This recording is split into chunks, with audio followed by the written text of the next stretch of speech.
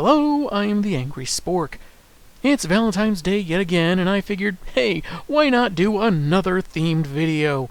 Even though I've been kind of spotty on that, but that's neither here nor there. This time, since it's the year of the crossover, I figured, why not list some things that I love that aren't directly based on comics? And to clarify, this won't be in an order that I think one is better than the other, because it's going to cover a lot of things that you can't really fairly compare. So let's go beyond the Mylar bags and cardboard boxes as I list 10 non-comics things that I love.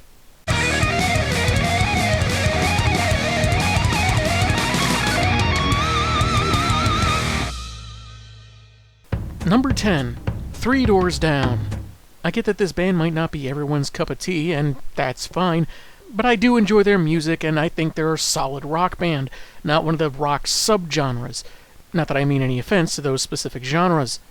Their songs can evoke a range of emotions, whether it's the longing contemplation of landing in London, something reflective but defiant like Father's Son, or energetic like Citizen Soldier, or the hit that got them noticed in the first place, Kryptonite. And in all this time, the near 30 years that song's been around and I've been listening to it, I would swear the lyric was, "I'll keep you by my side with my superhuman, my anti-kryptonite." But when you actually look up the lyrics, they say, "I'll keep you by my side with my superhuman might, kryptonite." And that's just not what I've been hearing. How long have my brain and my ears been conspiring against me?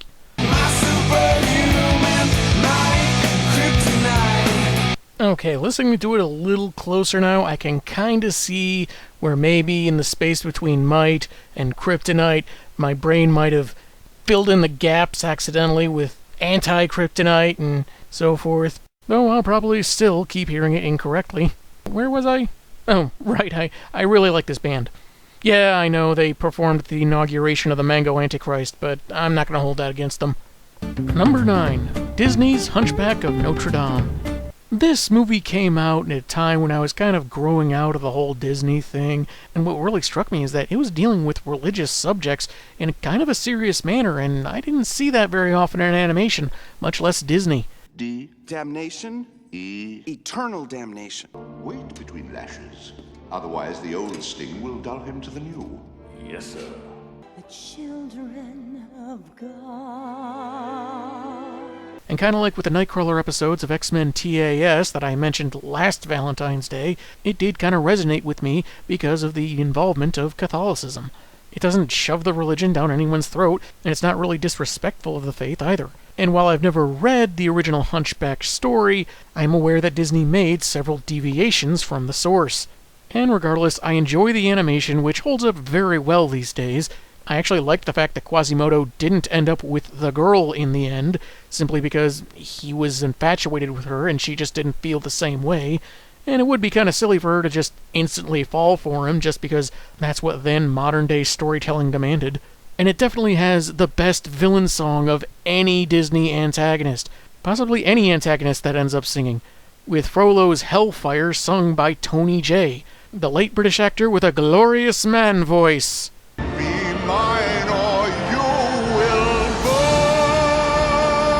It does walk a line between acknowledging the fault of religious people without actually blaming the entire church or all religious people in general.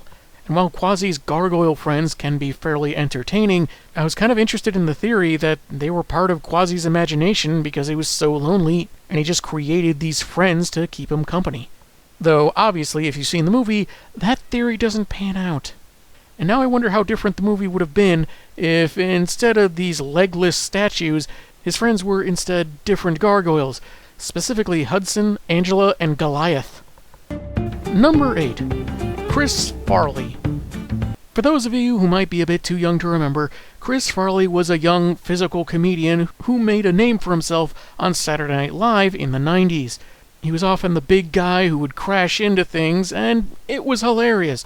And while he had had some small parts in movies like Coneheads, he eventually went on to star in several movies, sometimes alongside fellow SNL cast member David Spade in Tommy Boy or Black Sheep, but also in Beverly Hills Ninja, and alongside the late Matthew Perry in Almost Heroes, which would end up being his last film.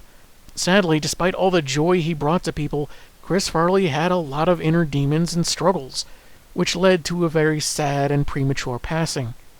But he was more than just the fat guy that gets thrown around. He was still very physical. If you watch Beverly Hills Ninja, some of those moves his character Haru does, he's actually doing. He could actually bring his foot up over his head, showing he could do more than just crash into prop tables and walls. And he put genuine heart into the characters he would play, even if many of them tended to lean towards the well-intentioned but bumbling variety. His emotional range was unquestionable. One of my favorite moments in Beverly Hills Ninja is when he's defending his adoptive brother who's been overwhelmed by the enemy. I may not be the best ninja. I may not be one with the universe. But I will tell you this. No one messes with my brother! Gives me goosebumps just about every time. And several times throughout his tenure on SNL, his castmates would have to hold back their laughter because he was acting so insane and hilarious. From all appearances, the guy did enjoy entertaining people. Dad, I wish you could just shut your big yapper! Farley is still greatly missed, and his comedy still holds up, so if you haven't watched any of his stuff from Saturday Night Live or any of his movies, I definitely recommend them. Number 7. The Blues Brothers 2000 soundtrack. The Blues Brothers was the duo of Dan Aykroyd and John Belushi, taking up the roles, respectively, of Elwood and Joliet Jake Blues, two orphans that became blood brothers and developed a love of the blues genre. The Saturday Night Live act eventually garnered its own movie, which could be considered kind of a jukebox musical, as it featured numerous songs by actual celebrity singers like Ray Charles and Aretha Franklin. Jump to 1998, and a sequel came out, but as John Belushi had passed away long before, Dan Aykroyd was joined by John Goodman, Joe Morton, and J. Evan Bonifant as a new group of blues brothers. According to Aykroyd in a recent interview, his original idea was for Queen Latifah to be his partner, both in terms of music as a blues sister and eventually a romantic interest. But studio heads prevailed and it went in a very different direction. And while the movie is rightfully criticized for some shakiness in the plot and some things that seem to be more magical than anything else, while hitting some of the same beats as the first film, there is one thing that cannot be denied. The soundtrack is awesome. Whatever you think about the film, the songs they sing and the singers they have are great. John the Revelator gets me every time. Aretha Franklin returning for another version of Respect that may sound a little different but is by no means worse. And it's the first time I ever heard Ghost Riders in the Sky. So maybe you don't like the movie, you don't think it's that funny, and you think that the plot could have used some work. I definitely recommend checking out the album. It is a great way to spend a couple of hours, whether you're driving, working on a project, or just relaxing. And while I am kind of curious about how Dan Aykroyd's original vision might have changed the movie, I do hope it wouldn't have changed any of the songs selected or the performers they got for it. And if anything, that Queen Latifah would have only improved things. Unless she had to pause production in order to go equalize for someone or something. Number 6. Perfect Strangers. As a child of the 80s, I grew up on a lot of ABC sitcoms, thanks to TGIF. And one of my all-time favorites from that era that I think still holds up really well today is Perfect Strangers. It's the story of Balki Bartokomous from the fictional Mediterranean island of Mypos. He basically drops on the doorstep of his distant cousin, Larry Appleton, who just moved out on his own, and what ensues is several seasons of wacky shenanigans of the two living in Chicago, Balki, the pure innocent soul, acclimating to America and finding things aren't as rosy as he'd hoped, and the more cynical, jaded Larry, who's trying to advance as a photographer and trying out one get-rich-quick scheme or another. You're making one big mistake, Ghostbuster. I haven't had the opportunity to get the entire series on DVD, but it still makes me laugh, and I will admit that the last season or two might have just been spinning its wheels by that point, as they'd gotten a house together, married their love interests, and there wasn't much else for the series to go. I mean, there was one episode where their house was haunted. That was weird even for a show from that era. But I loved that Balki was this kind-hearted guy who never meant harm to anyone, and how sometimes that would contrast to his cousin who was trying to look out for him, trying to do what's best for him, but sometimes even Larry doesn't know what he's doing. So they each have some things to grow on. You have learned something, and I have learned something. Especially with studio audience sitcoms being a very rare commodity these days, it might seem old-fashioned or corny, but you know what? It still puts a smile on my face, especially the Dance of Joy.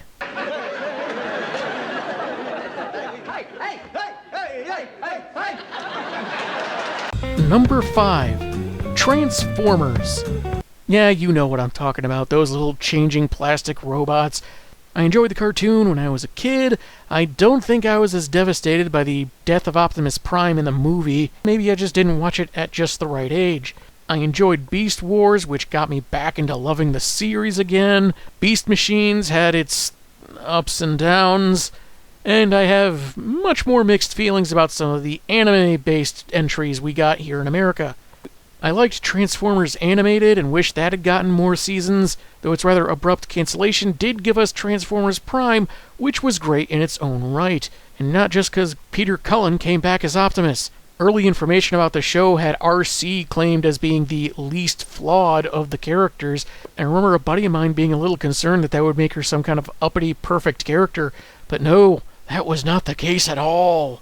Even the hyper-energetic Miko was a far more complex character than she may have seemed to be when she was introduced. And one of my favorite moments is Jack having the opportunity to just end Megatron, and Megs himself saying it's what Optimus would do, but Jack knew better. Prime wouldn't just kill an enemy who was defenseless, so he does the heroic thing to look after his friends. Follow-up Robots in Disguise was a bit safer. Their version of Grimlock was a fun deviation to what I was used to. Rescue Bots I never really saw, so I don't have much of an opinion on it. It's meant for a younger audience, and that's fine. Cyberverse, pretty lukewarm on. Earthspark I saw the first season, or the first half of the first season, I don't know what it is. Wasn't really vibing with it, but whatever. I've enjoyed several of the Transformers video games as well, specifically the War for and Fall of Cybertron, and I do have quite the collection of actual Transformers, though I haven't exactly made a lot of cameo appearances on my show. I'm okay with the first Transformers live-action movie. The subsequent movies were mostly kind of a mixed bag of not that great and not that terrible, but Transformers Bumblebee was a refreshing return to form. Still haven't seen Rise of the Beasts, though. So yeah, it's a long-enduring franchise that I still enjoy, with a lot of facets and a lot of room for a lot of different characters and even fans. And also, Peter Cullen's voice is awesome. But we've established that. Number 4. Chicken Cordon Bleu. You got a pocket of breaded chicken filled with Swiss cheese and ham. Though I didn't know it was Swiss cheese at first, I kind of assumed it was blue cheese, because, you know, the name, Chicken Cordon Bleu. I've loved this thing since I was a kid, and it was always a fun treat whenever I had that for dinner. And what I'm most accustomed to is the Barber brand, which was always good until at some point I guess they must have changed the recipe and it didn't taste quite as good, though oddly enough it tasted a lot more appetizing when it was cold.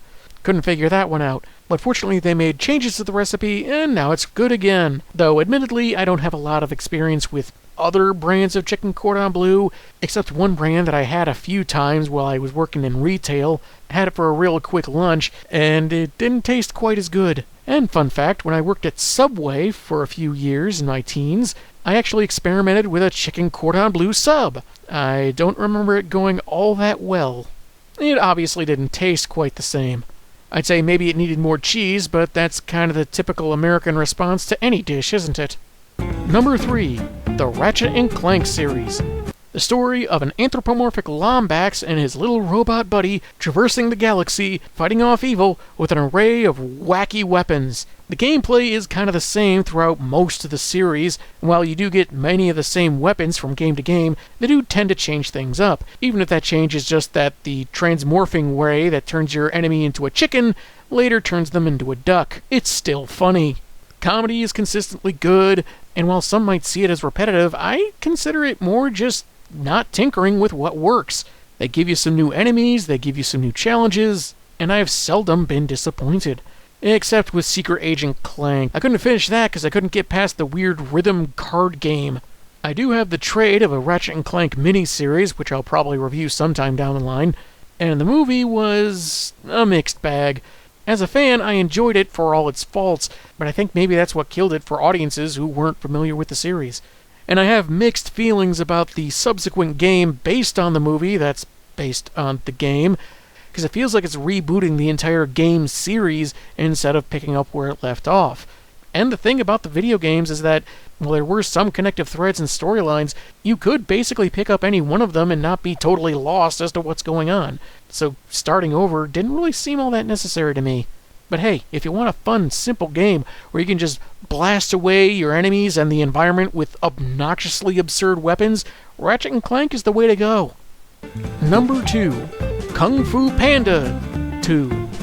The first Kung Fu Panda was a fun jaunt that was kind of like the origin story of a superhero. It might have a few flaws here and there, but it's still a lot of fun, and its message, while being found in several other movies, is told pretty well. That anyone can be special, anyone can be the Dragon Warrior, but they can't wait on being born the chosen one to make it happen. The third movie, I have mixed feelings about. Think it kind of undoes some of the first movie. So while a fine movie, I do think it could have used a bit of extra polish.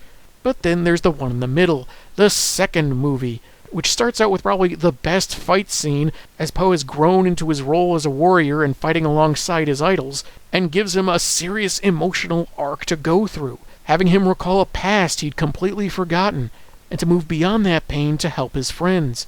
I just found out that my dad isn't really my dad. Your dad, the goose. That must have been quite a shock. And defeat an unhinged foe with a dangerous new weapon. Along with its action and comedy that seems improved from the first movie, it doesn't just hit the right emotional beats, it bullseyes them. The animators didn't just do a great job with the action and the martial arts, but also with the multitude of emotions in a single expression. It isn't just about making the audience sad, it's about seeing the journey the character is going on, not just in terms as a warrior, but as a person, as an individual. And while some of the cast, like Lucy Liu and Jackie Chan, don't get a lot to say, like in most of these movies, Gary Oldman played a great foe. And I'm pretty sure that twitching he did wasn't in the original animation. I think Gary Oldman's performance just made that happen. There is a fourth movie coming out this year, but unless it manages to do the impossible, I would say that the second movie is by far the best. And number 1, Steven Universe. The story of a boy that's half human, half magical space rock, Sweet and considerate and only occasionally obnoxious. coming to terms not only with the powers at his command, but also the past of a mother he never knew. The show starts out pretty innocently enough, showing just a small portion of the stakes that our hero will contest with throughout the course of the series, while maintaining a very lighthearted feel to it. Though as the show would go on, he would grow and change, going from the star-eyed child, eager to go adventuring but not really knowing what that'll entail, to a young man that has no choice but play the cards that he's been dealt, and accepting that perhaps his mom wasn't as perfect as some had thought she was. Despite the goofy beginnings of the series, we see the complexity of these characters. They're more than just the basic archetypes of overprotective parent, the stern parent, the stoic, or the lazy slacker. It played with a lot of heavy themes, from PTSD to abusive relationships, to new realities challenging pre-existing notions. And some more hot-button topics couldn't be stated outright, but the people behind the show had to be extra creative in order to discuss these topics without offending the censors. And that's what made it one of the best-written series I'd seen in a long time, animated or otherwise. Kind of like Bob's Burgers, there's also a musical component, where there might not be a song in every episode, but when they did, it was often really great. Whether it was a fight song like Stronger Than You, something more grounding like Here Comes a Thought, or the Steven Universe movie, which had the gut-punching Drift Away, or Other Friends, which is like the electro-swing version of Meth to me. I haven't just listened to the original version, I've listened to covers by the likes of Nathan Sharp and Caleb Hyles, and they're all really good. And I'll admit the show isn't without a few downsides. Most of the filler episodes, the ones that didn't really advance any larger plots or even character development, were fine and still entertaining. The one I liked the least was probably Restaurant Wars, and my least favorite character is probably Ronaldo Fryman. He probably is meant to be a parody of these conspiracy theorists and fanboys who want to make everything about them, and it's fine to do that, but still, would the series have been worse if he had got punched in the face more often? I don't think so. Finally, a good reason to punch a teenager in the face. Let's roll! So ends another Valentine's Day and another collector's issue. What do you think of any of the things that I listed? Do you like them? Do you hate them? Do you want to go on a tirade about how...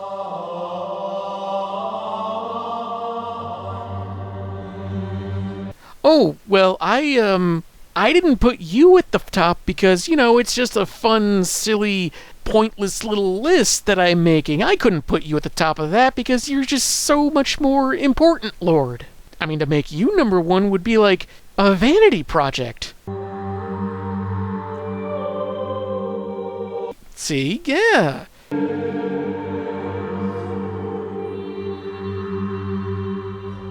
Exactly.